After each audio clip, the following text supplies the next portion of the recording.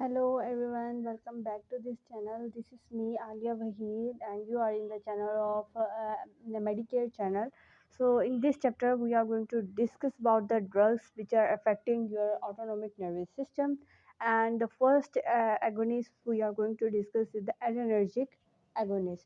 So as you know very well about it that we in the autonomic nervous system we have two types of receptors, okay? So we have what our autonomic nervous system, और autonomic nervous system में आपको पता है parasympathetic और sympathetic nervous system आता है।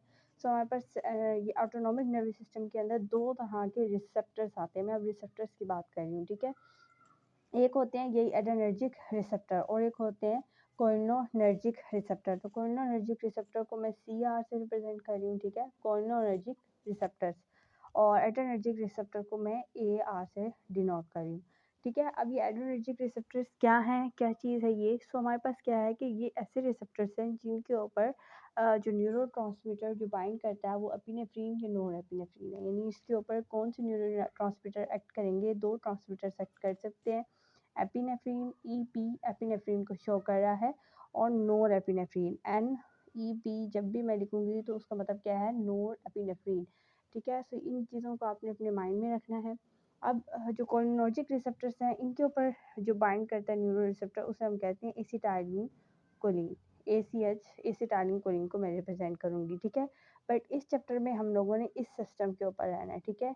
हम इसको बाद में डिस्कस करेंगे, इसको यहाँ नहीं डिस्कस करेंगे। हमने एड्रेनर्जिक रिसेप्टर्स देखने हैं जिन पे कौन बाइंड कर रहे हैं, epinephrine and non epinephrine is binding to it, ठीक है। अब हमारे पास क्या चीज़ आ जाती है, इन एड्रेनर्जिक रिसेप्टर्स को हम एडिनो रिसेप्टर्स भी कहते हैं, ठीक है।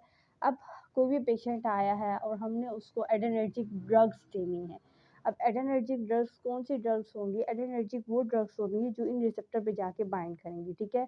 फॉर एग्जांपल ये ड्रग मैंने एक पेशेंट को दी, ये ड्रग है, और ये ड्रग क्या करती है, ये इस रिसेप्टर पे जाके बाइंड करेगी। सो इन रिसेप्टर्स के ऊपर इस तरह से बाइंडिंग साइट्स होंगी, तो ये ड्रग जाएगी और इसके ऊपर यूँ बाइंड कर जाएगी और एक पार्टिकुलर रिएक्शन देगी, ठीक है। अब अगर हम एड्रेनर्जिक एगोनिस्ट ड्रग्स की बात करेंगे तो वो क्या करेंगी, इस रिसेप्टर को स्टिमुलेट कर देंगी, ठीक है।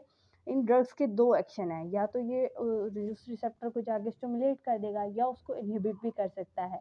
बट जब भी हम एगोनिस्ट की बात करते हैं तो वो हमेशा स्टिमुलेट करता है, ठीक है।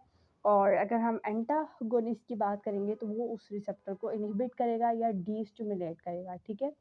सो ये चीज़ हमारे पास आ गई। अब हमारे पास जो दो तरह अब मैंने आपको बताया कि दो तरह की इस तरह हम ड्रग्स देंगे ना, जो एगोनिस्ट के तौर पे भी एक्ट कर सकती हैं, एंटागोनिस्ट के तौर पे भी एक्ट कर सकती है। अब उन जो ड्रग्स को हम किस तरह से कहते हैं, वो ड्रग्स भी दो तरह हैं जो इसके ऊपर जाके बाइंड करेंगी, ठीक है। अब वो कौन कौन सी वो दो ड्रग्स हैं हम लोग उनके बारे में देख लेते हैं। सो एक जो हमारे पास ड्रग्स है उसको हम कहते हैं सिम्पैथोमाइमेटिक्स ड्रग्स। क्या कहते हैं हम लोग? सिम्पैथो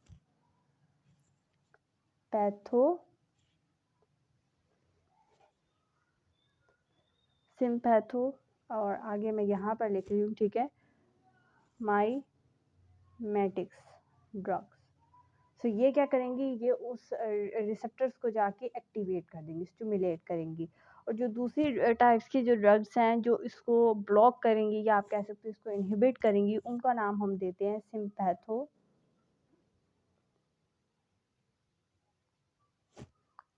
लाइटिक लाइटिक्स ड्रग्स, ठीक है। सो ये सिम्पैथोलाइटिक्स ड्रग्स जो हैं ये उसको जाके इनहिबिट कर देंगी या उसको जाके ब्लॉक कर देंगी उस रिसेप्टर के ऊपर, ठीक है। जैसे अगर ये सिम्पैथोलाइटिक ड्रग है तो ये उसको जाके ब्लॉक कर देगी और आगे जो रिस्पॉन्स होगा वो नहीं आएगा। लेकिन अगर मैं सिम्पैथोमाइमेटिक्स ड्रग्स दूंगी तो वो इसके ऊपर जाके बाइंड करेगी और उसको स्टिमुलेट कर देगी, ठीक है। सो ये इस तरह की दो टाइप्स की ड्रग्स हैं, कुछ एक्टिवेट कर रही हैं, कुछ डीएक्टिवेट कर रही हैं। अब हमने पढ़ा है कि मैंने आपको बताया कि इस जो रिसेप्टर है इसके ऊपर एपिनेफ्रीन और नॉन एपिनेफ्रीन आके बाइंड करता है। अब नॉन एपिनेफ्रीन की प्रोडक्शन किस तरह से होती है, अब हम इस चीज़ को डिस्कस करेंगे, ठीक है। ठीक है, तो अब हम जब हमने पढ़ना है कि सिंथेसिस किस तरह से हो रही है एपिनेफ्रीन की या नॉन एपिनेफ्रीन की, तो उसके लिए हम लोग न्यूरॉन सारी बातें बनाएंगे, क्योंकि एपिनेफ्रीन ने एक पोस्ट न्यूरॉन से ही बाहर निकलना है और एक न्यू न्यूरॉन पे या एक न्यू इफेक्टर सेल की मेम्ब्रेन के ऊपर जाके अटैच करना है। अब यहाँ पर जो मैं बना रही हूँ ये इफेक्टर सेल का रिसेप्टर है, ठीक है, as you can see here.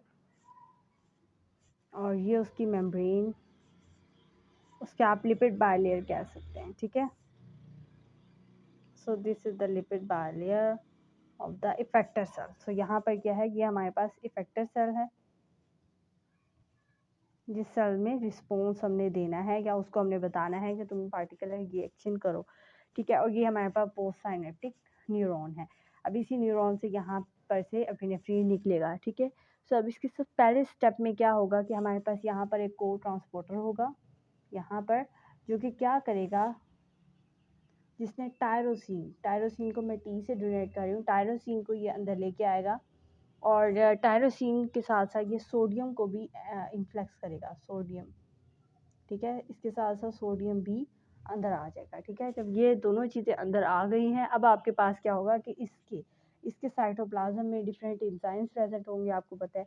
सो वो एंजाइम इस टायरोसिन के ऊपर एक्ट करेंगे और इसको कन्वर्ट कर देंगे किसमें, डोपा में, इसमें डोपा में, ठीक है। और कौन सा एंजाइम इसके ऊपर एक्ट करेगा, इसके ऊपर टायरोसिन हाइड्रोक्सिलेज एक एंजाइम आएगा जिसके ऊपर एक्ट करेगा। अब ये एंजाइम अपने नाम से ही बता रहा है हाइड्रोक्सिलेज, मीन्स क्या है, ये हाइड्रोक्साइल ग्रुप ऐड अप करेगा, ठीक है। सो इसने हाइड्रोक्साइल ग्रुप देना है और उसको डोपा में कन्वर्ट कर देना है। अब आपका ये जो डोपा है, ये इसका फुल नेम क्या है, इसका फुल नेम है डी से डाई हाइड्रोक्सी, ओ से हाइड्रोक्सी, पी से फिनाइल और ए से एलानीन, ठीक है। सो ये हमारे पास डोपा का वर्ड आ जाता है, ठीक हो गया। अब डोपा जब बन जाएगा उसके बाद हमारे पास नेक्स्ट चीज़ बनेगी डोपामीन। क्या बनेगा, डोपामीन को मैं सिर्फ डी से डोनेट कर रही हूँ। डोपामीन एक खुद न्यूरोट्रांसमीटर आप लोगों को पता है, लेकिन अब हमारा अल्टीमेट गोल क्या है कि हमने इसको कन्वर्ट करना है एक सेमी वेजिकल में।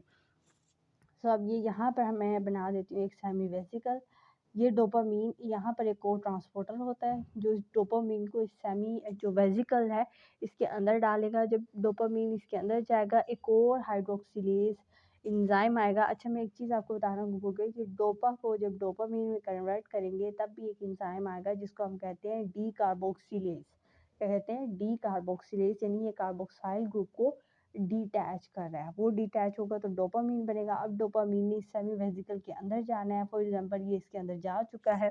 अब इसके ऊपर दोबारा एक एंजाइम एक्ट करेगा जिसे हम कहते हैं डोपामीन, डी से डोपामीन बीटा हाइड्रोक्सिलेज, ठीक है।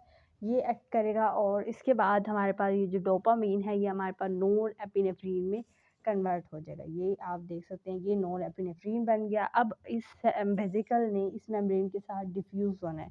सो जब ये डिफ्यूजन होती है तो हमारे पास क्या होता है, कैल्शियम का इन्फ्लक्स होता है। यहाँ पर जो हमारे पास आउटसाइड जो कैल्शियम पड़ा हुआ होगा इसका इन्फ्लक्स होगा अंदर की तरफ, जिसकी वजह से ये वेजिकल इस मेम्ब्रेन के साथ जाके मिल जाएगा।